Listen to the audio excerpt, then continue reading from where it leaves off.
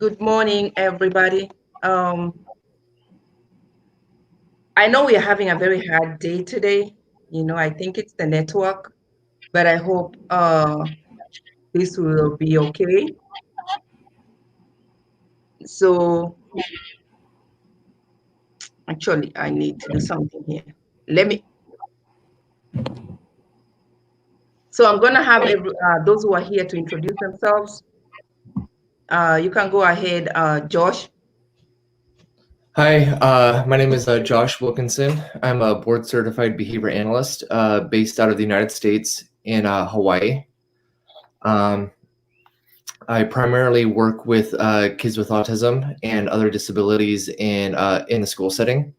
I'm an international behavior consultant with Axon Behavioral Consulting, where I provide remote and on-site supervision and consultation. Thank you for having me. Thank you, Josh. Go ahead, Sohaib. Introduce yourself, unmute yourself. Tell him to unmute. Yeah, I told him. Tell him, I'm texting him. Unmute yourself, Sohaib. You are muted.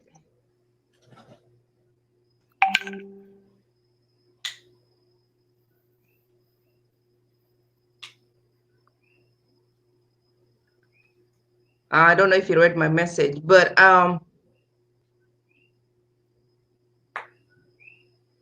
mute yourself. We can't hear you.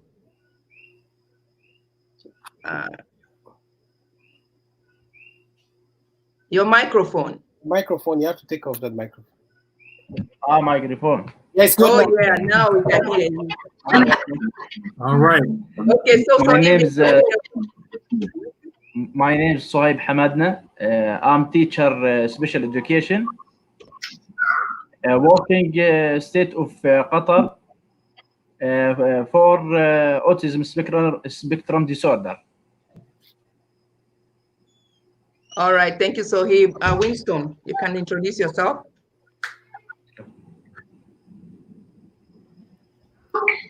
Hey, so my name is Winston Bailey, CEO of Behavior. If I could pause right here, if the rest of the group mute your audio so that it doesn't overlap what we're saying. If that's okay. Yeah. My name is Winston Bailey, CEO of Behavior and Social Development Solutions. I'm a provider working with adults on the spectrum. As young as 21 up until 64 years of age. We work towards independent living strategies, functional behavior assessments, community integration, systematic skill building services. And then I'm also the owner of a nonprofit organization that focuses on advocacy, partnership, and education, really addressing some of the main issues that impact melanated people in particularly urban and overpopulated areas as relates to access to services.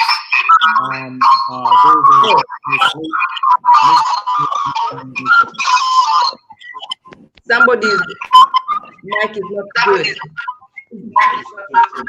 Yes, mute your audio.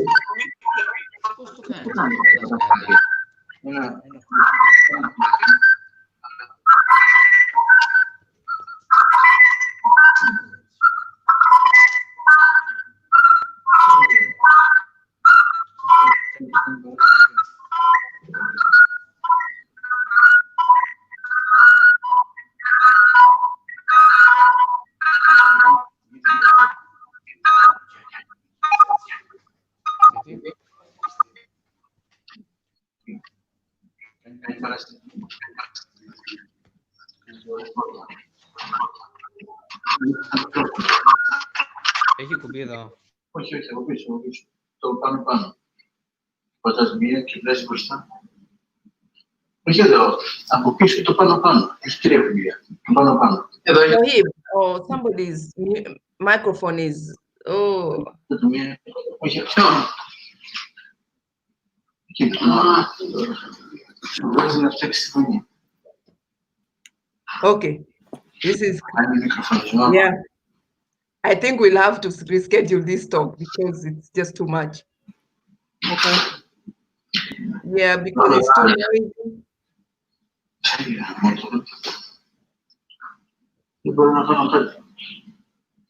I can't even hear you, Eric. You're muted.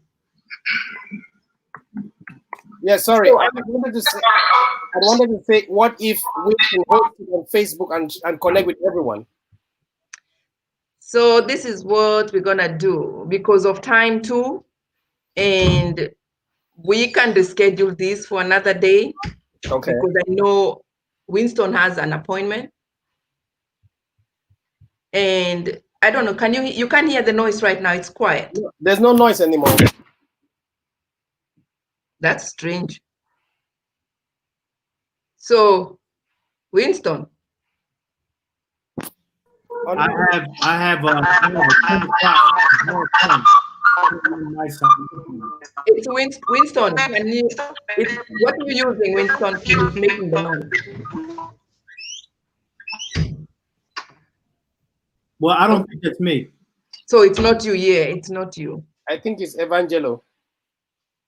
I think it's Evangelos. Yeah, yeah. Okay, you guys, we are going to be so quick here, like 20 minutes, because I know now people have been waiting for you guys to be on this panel. We will come back, but we're going to since you've introduced yourself in short, I see Winston Wilkinson is in. I hope I can see your face, but we'll have to reschedule this. So we're just gonna go ahead and talk about the first. I'm gonna ask one question because I know of time, and that is. Go ahead and ask, let me find out my question. What are the barriers when it comes to teaching or relaying information when it comes to autism? What have you encountered that is a barrier? I'll go with you, Eric. Oh, thank you so much. My name is Eric Moore. I'm from Cameroon and I'm based in the UK. I really have interest in this topic because I'm passionate working with children, young people with autism. When I try to look at the barriers accessing the community to talk to families and friends, very often a lot of it is cultural barrier, where it is not well understood in lots of cultures, and because of that, it is not easy for families to accept. So acceptance is not easily reached because they are not very sure of they don't have the knowledge of that. And I also think one other barrier, which is it's how the community sees it. It's as if it is it's an illness, and because of that, to access it, people just find it very hard to accept. And I think that is one of the biggest barrier. If a community could accept autism, it will be very easy for experts to meet individuals who need support. And thank you very much for the sake of time. I would like others to share. Yeah. You can go ahead with Winston. Okay, repeat the question again, really quick. The barriers when assessing, when people are trying to, what barriers have you met? I know you've traveled quite a while. Right. So what barriers have you, can you talk about barriers that you've encountered? So really just, adding on to what Eric's saying, it's a lot of the definitions, the clinical definition, sort of the cultural sort of misnomers as it relates to autism. And then some of the barriers is related to sort of clinicians diagnosing individuals sort of incorrectly, or there might be some other underlying issues that, it seems like it's autism that's sort of presenting, and sort of access to qualified professionals that can provide services. For me, that's one of the main things of why I started my nonprofit. There's a lot of parents that are very vulnerable, eager to, make something happen for their child. And it's really not looked at as a pervasive developmental disorder. It used to be considered a pervasive developmental disorder. And I think sometimes it's looked at as something that is a stage of development and they can grow out of it. And because I primarily work with adults, I see that. Where, you know, if they're in an environment where they're getting a lot of support by BCBAs and special education teachers and instructors and so on and so forth, a very sort of controlled and supportive environment. But outside of that, the conversation really doesn't continue as to sort of what does this look like as my young adult continues to go through the stages of development. So for me, those are some of the challenges. Thank you, Winston. What about Sohib? Sohib, what barriers?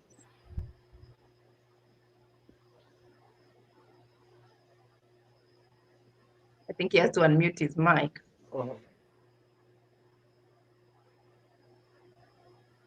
Okay, Winston, we can go with you. Okay. Can you hear me, Sohib? Okay.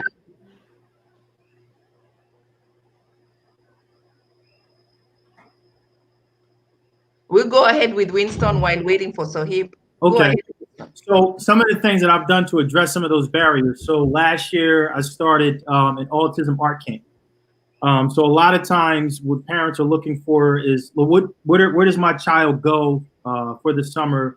How do they get services? I know in Philadelphia, a lot of the services that they were used to throughout the school year gets dropped, just like that. So the frequency and the duration of services they're usually getting doesn't really continue. So a lot of these children go to mainstream camps with a lot of neurotypical kids. And so if they're used to getting 5 and 10 hours of support, now they're down to 1. And some of the parents are concerned about some of the safety issues, especially with a lot of young children that are dealing with a lot of deprivation issues or sensitivity issues, or even just social engagement.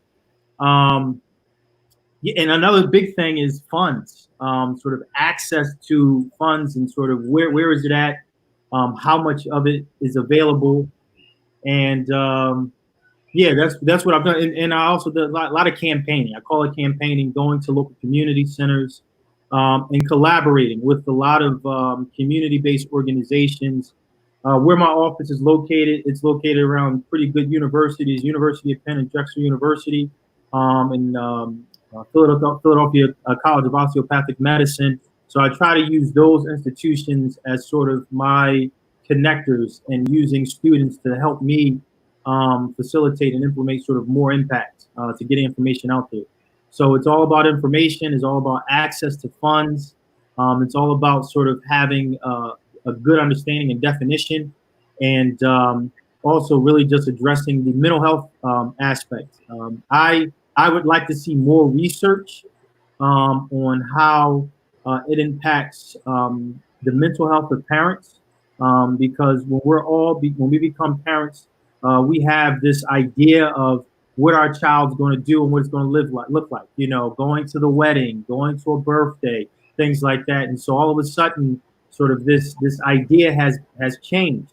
And you know, I would like to say it's sort of similar to dealing with grief, and also when parents are dealing with children that are nonverbal and they're trying to communicate to their mom if they have a need, or they're sort of, you know, hypersensitive to a particular issue and the parent can't really address it, similar to post-traumatic stress. And so as an adult, sort of when I try to implement plans and things like that, it is very reminiscent for the parent, for them to even implement a particular behavior strategy of years of dealing with, you know, specific agitation as it relates to, you know, biting, or sort of, you know, property destruction or running away, or things like that. So I would like to see more emphasis on really taking care of the parents and supporting them, and really looking at how this impacts them, their mental health. So. Unmute, Ruth. Josh, do you have something to add on that? Yeah, definitely. So I just wanted to echo what the other guys have been saying here. I think one of the best things about the field of behavior analysis is our ability to kind of like assess and then break down barriers, and then teaching or identifying ways to move past those barriers, whether it be, you know, education, language, cultural values. I remember several years ago we were trying to teach a young boy the picture exchange communication system, but his primary language was Arabic. Okay, so nobody in our clinic actually knew Arabic, so we had to consult and make sure that all these pictures and the words with the pictures matched what he was seeing at home, and that's actual Arabic word for it. So that's just like one quick example of breaking down language barriers. But if I was to speak honestly about the field, I think probably the biggest barrier with behavior analysts is probably the jargon and the clinical terms that we use, because like we're trained a certain way and we can use those terms really, really quickly. But sometimes when we're speaking to people in the community and to parents, we can't use our fancy terms, right? So we have to quickly change around in our mind, like the clinical term, and then we have to change that into like, layman's terms. So then people can actually understand it. And I think when we use our clinical terms, it turns a lot of people off, right? So I think that's probably the biggest barrier, is just trying to figure out how we, because I mean, we want to disseminate our field the best way we can, right? And that's not, we don't want to use these clinical terms because, it might rub people the wrong way sometimes. But Okay. Yeah, that's right. Sohaib, you have anything to add? No speak English very good, يعني It's little. okay. We understand. Check your messenger. All right. So I'll go ahead and we're gonna ask. I'll check it. I'll read it out for you. That's good. And we're gonna go ahead and ask the next question. What strategies have you guys implemented? What you implemented? The strategies you have implemented when you're dealing with your students, or those you work with in your, what have you implemented, or what have you encouraged when you're working with parents? I'll go with Eric. Oh, thank you very much. One of the styles, one of the easy things that is being done in the UK is, in order to access the community and engage with parents, they work with lots of translators from different cultures. So, for instance, if I have to meet a Kenyan parent who don't actually speak English, it's very easy to check online for an interpreter, a professional interpreter in the Swahili. So it's we get that connection with families when it comes to language. The one which it's a little bit difficult to understand is meeting the parents with their culture. However, what we are often advised to do is to get a background of the culture. Just Google it. Just find some information about the culture. It'll be very easy to relate with the parent and to allow the parent to also get in your space so that you guys can understand each other. Or if you get into a family, for instance, I have a specialist who was saying that after Christmas, we just met one of the clients. I was asking that, how was your Christmas? Meanwhile, the person was from a culture where they don't celebrate Christmas. I say, oh no, I'm Jehovah's Witness or something. We don't celebrate Christmas. So if you get that background well, you'll find it very easy to access the space of the other person. Let the other person just know that you don't just say I understand. You actually understand. So when you are coming to communicate with me as a parent, I expect that you know some of my things because you have my profile. You know that, oh, I'm from Cameroon. You know that maybe I speak Com and things like that. So when you're coming, you would have checked what to expect so that you don't say something that is passed across as being offensive. So it will be very easy for us to relate with those families when we get to understand a little bit about their background and culture. All right. Winston. And I appreciate it. Like, again, I have a hard stop at 10. So I believe in collaboration. I think that when a parent sort of gets thrust into this arena, there is a lot of professionals and their discipline vying for valuability and the professional upper edge. So I work with speech therapists and BCBAs and special education instructors. And so what I like to do is I kind of do like a roadmap, a service roadmap. So one of the things I did was, especially like in impoverished communities, I went to a shelter and I did a 4-week training on the process of an IEP. And I broke it down to everybody's role, even the acronyms, the terminology, what is the parent's rights? Because a lot of times the parents feel like they're kind of like intimidated. I mean, like Josh was saying, like these terms, they can be overwhelming. On top of accepting the reality that your child now has a disability or a specific challenge that will impact them for the rest of their life. So they're trying to figure that out. So really, those are some of the things that I can speak of that I've actually done. So really, parent education is big because part of the collaborative team is having well-informed parents. Now, I've been in this space, and Josh probably knows this. Especially in Pennsylvania, like the organization that sort of assists me in identifying clients was created by moms who became BCBAs who saw that there was a need to specifically address their child because there wasn't anything for them as an adult.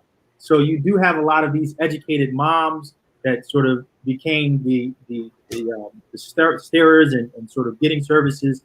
So I always like to let them know that we need more of that, and sort of how can we continue to create more parent educators. So, I mean, that's what I've done.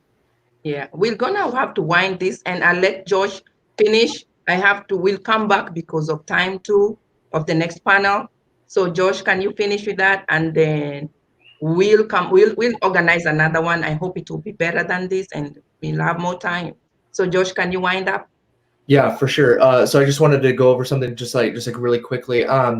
So as a BCB that works primarily in schools, a lot of this stuff, the learning and like adaptive like strategies are kind of like done on the fly. But something that I teach all of my parents, all of my teachers, and the classroom aides, one simple strategy to implement, which is called behavior momentum. And what that is it's just basically giving the learner 3 to 4 known easy demands followed by the target demand that we want them to basically engage in. So a quick example would be if you want your kiddo to clean up the living room, right? We could start off by giving them known demands like, hey, bud, let's pick up the red cars, followed by the blue cars, followed by, okay, let's pick up everything else, stuff like that. Okay, so we're starting off with like a really small demands, followed by the bigger demand, which would be cleaning up the rest of the living room independently. So yeah, that's a strategy that I like to teach. Thank you. And I'm gonna share what Sohib is gonna message me and give me feedback because of his he's gonna write to me and then I will share it at the post. So you guys, thank you for this short panel, and I hope next time we will try and hope all our networks will be okay. Thank you guys for taking your time out of your schedules to come. And I'm gonna end it. I'm gonna end this panel now, and I hope you guys will join me next time and we can have a broader and bigger insight. Okay. Thank you. All right. Thank you, guys. Thank you. Appreciate your time.